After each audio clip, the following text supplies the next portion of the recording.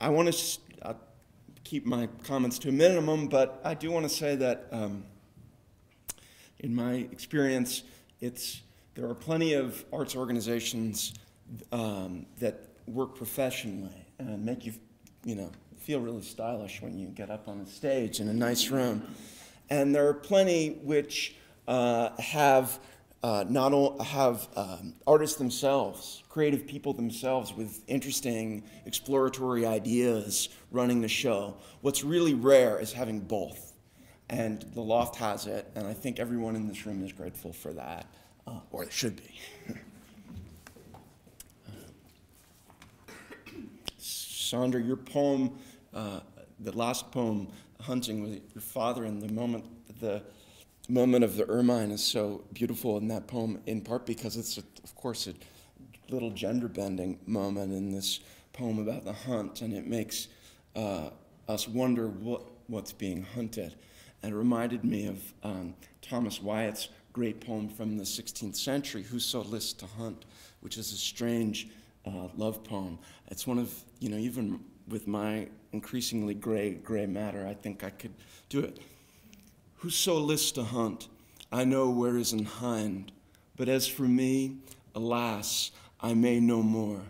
The vain travail hath wearied me so sore, I am of those that farthest come behind. But may I, by no means, my wearied mind draw from the deer, but as she fleeth afore, fainting I follow. I leave off, therefore, since in a net I seek to catch the wind. Who list her hunt, I put him out of doubt, as well as I may spend his time in vain. And graven with diamonds in letters plain, there is written her fair neck round about, Noli me tangere, for Caesar's I am, and wild for to hold, though I seem tame. It's a great, now I can't read anything else. It's a great last line, among other things. Wild for to hold, though I seem tame, and has two interior rhymes. LD, LD, wild, hold, opposites. Seem, tame, those are also opposites. Something that seems is not tame if you don't really know what it is. If it's not being, it's seeming. It might, jump out and get you. I guess I'll read a love poem, too, from my first book. This is a poem that's a kind of ode. It's an address to the element of fire. Poem to fire.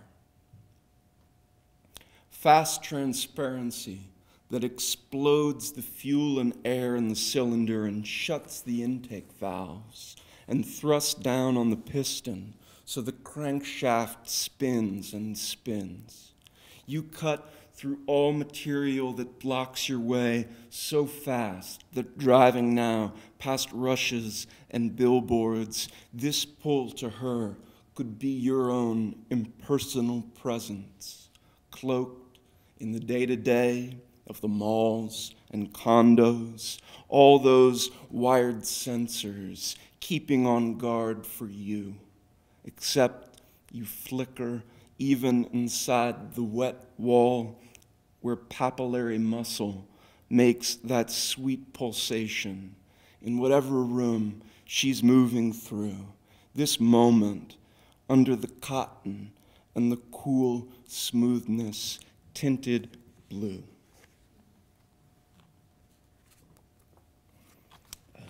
Both Stephen and Sandra, both of you read poems that, it's Stephen prose, but very attuned prose, that in some regard was about a genealogy, real and imagined, about who we come from and where we go with it. This poem is called Securities.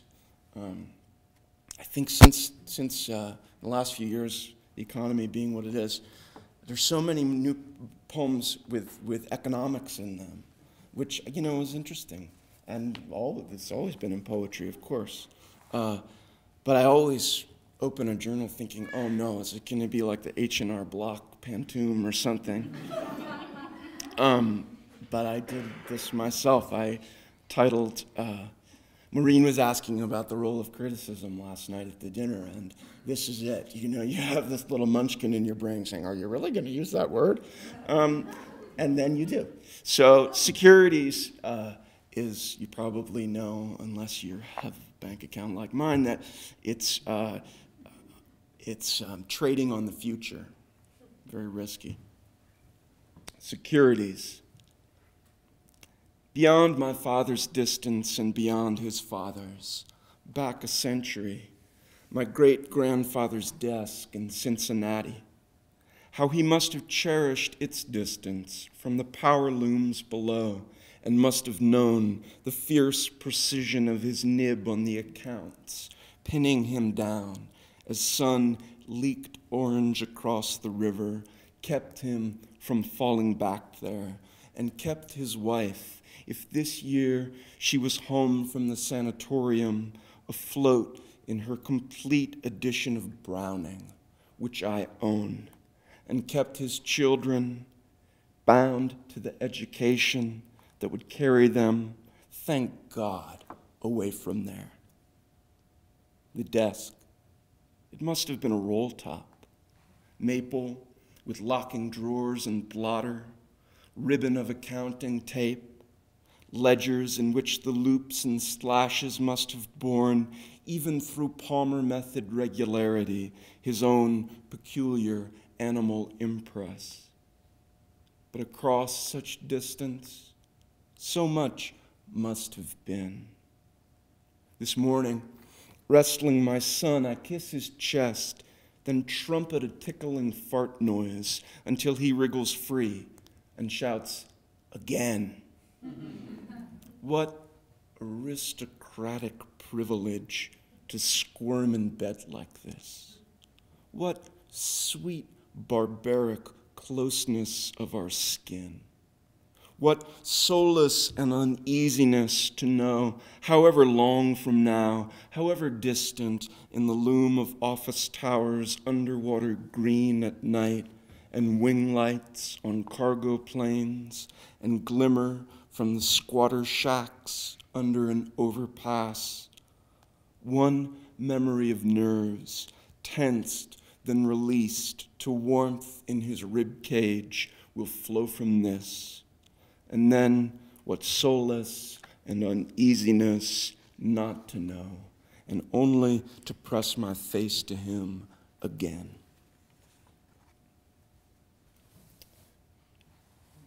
I suppose this next poem certainly touches on economics as well. This poem is called Boston Red Hair.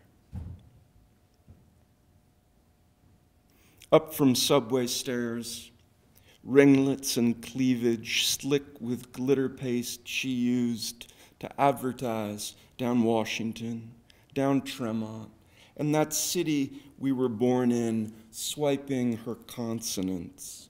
Hey, Peter, got a light? My warmest, oh, so good to see. While groping pockets, she knew was a lie. And this betrayal, minuscule but absolute. Pity, the lowest currency. How many husbands and fathers must have paid her before coming inside her? How does a girl like you, but oh, our St. Paul's Sunday school, our lips orange smeared with alphabet soup. Maureen, oh, more than I can hold in my mouth. You swatted your hand to mean some small forgiveness or none before you disappeared again inside the wide electrical fire.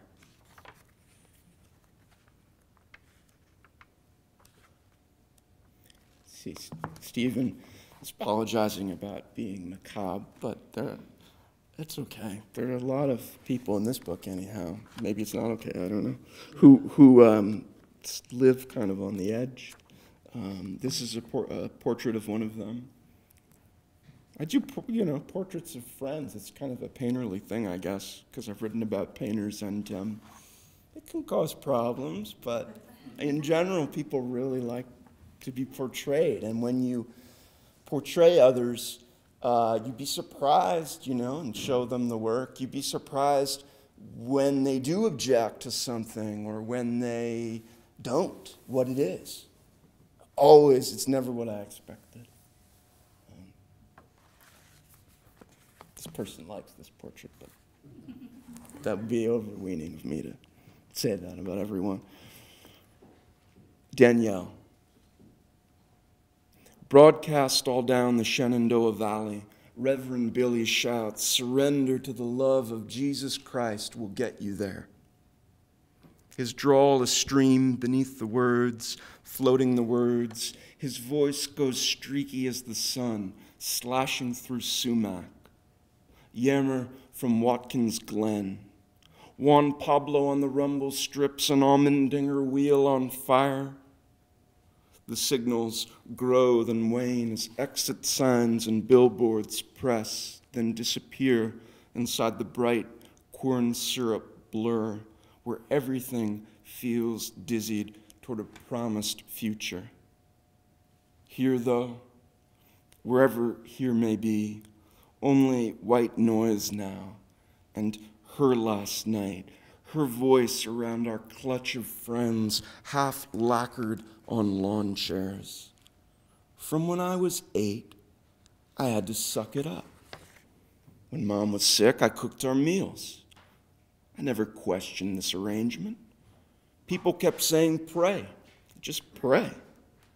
And when she died, Kathleen and I got tested. The results were clear. Both of us carried the disease.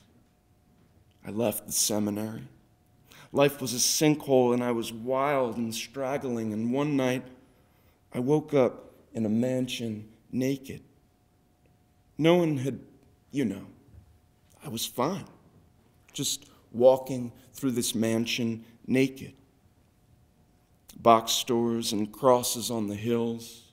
An Appaloosa shakes her mane against the purple mountains tumbling south. Reverend Billy shouts, "Some seeds fall down in thorns, and thorns grow up," and shadows of the summits, blue across the stream of cars, still streaked with orange. It feels so close, that deepest human space, as she described it. From the window, I could see neon I knew was Bourbon Street. My hands grasped air, then tables and mantles. At the end of a corridor stood a woman, and she was beautiful. Everything glistened, curious and living, and I walked by catching myself while falling.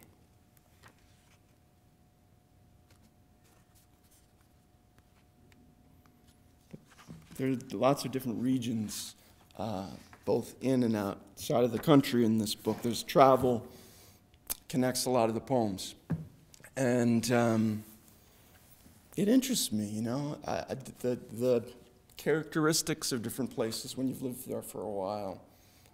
When you return to, as in that Boston poem, a place where you grew up that you both have incredible love for and at the same time anger toward or discomfort about. One of the writers in the Mentor Series, I forget which one of you it is, I'm sorry, you wrote in her introduction about the word nostos. Who was it? Obviously it was somebody who's in the midst of their nostos, which is nostalgia is the word I'm talking about, and it comes from the Greek word nostos, which is a voyage home, and Odysseus is on a nostos. This poem is called Letter from Ohio. The green so green, it must be chemical. Faint drift of charcoal smoke, rock radio, the pink azaleas thrusting at the blue, and all the same desires come crashing back. Incredible, X'd out scenes, and afterward the whoosh of traffic surf, our bodies bathed in the whole sweep of towers and freeways and meadows of blanket flowers. I want it all. Heat puddle in the chest, moments like handfuls of honeycomb, split, dribbling. Enough. We've lived apart for weeks now, and your voice cracks from the cell reception, hums and dips and breaks for seconds as evening peaks to orange in the sycamores, and the need to see you stretches into the days that follow, stray lifetime spent in office rooms and parks and station halls as they fall to the curve of earth, the ocean. I suppose for me, the anostos involves the ocean. I grew up in New England, never very far from it. My mother, who refuses to retire, God bless her, is a real estate agent on Cape Cod. If you're looking for that special summer rental, let me know. We can hook you up. I'm just going to read a couple more poems. This one's a little bit longer. It's 4 blank verse sonnets. Salt water. The shattered volumes of it, walls of blue fluming as fast as winds.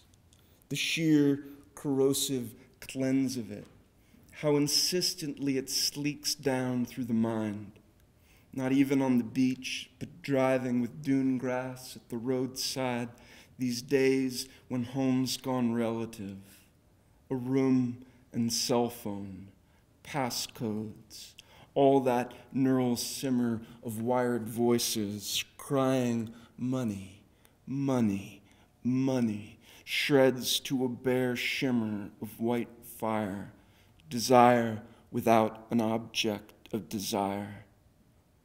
And the world comes all at once.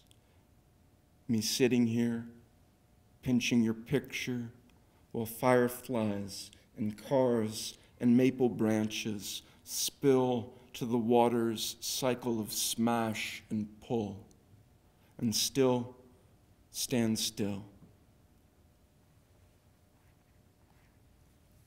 You close your eyes and arteries flash back, the way the office towers dissolve at dark to lucent cubes, encrusting, chitinous, so much money pulsed to code in the ether.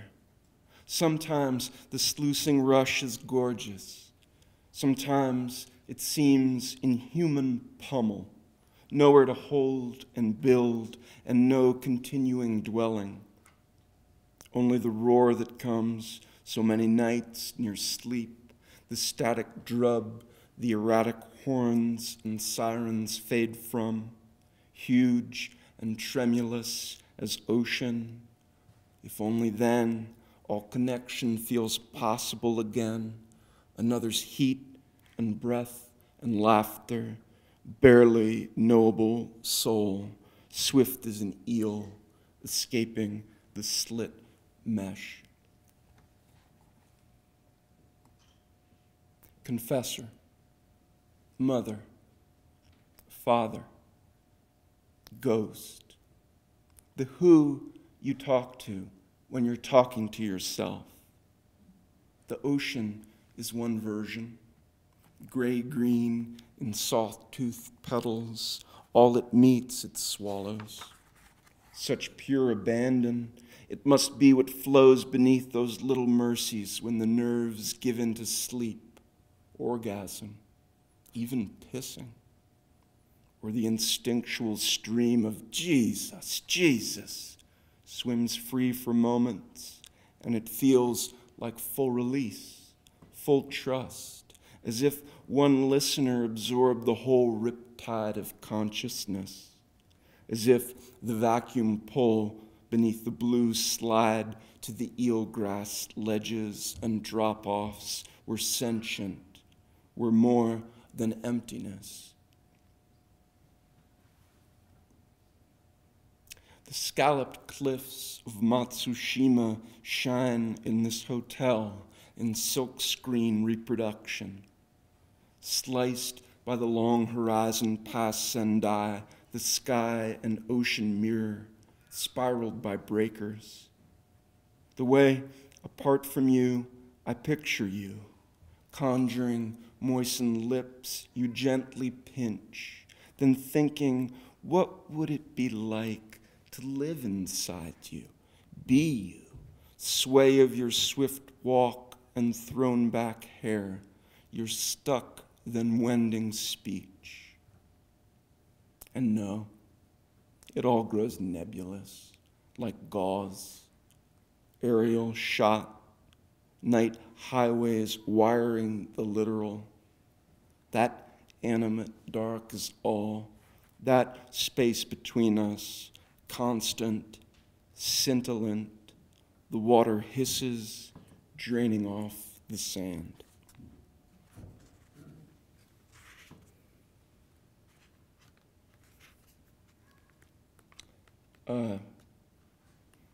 It occurred to me that writing about family and the past and home and places that are important to us and the kind of genealogy that Sandra's writing about and the parental drama behind the burial scene in Stephen's book,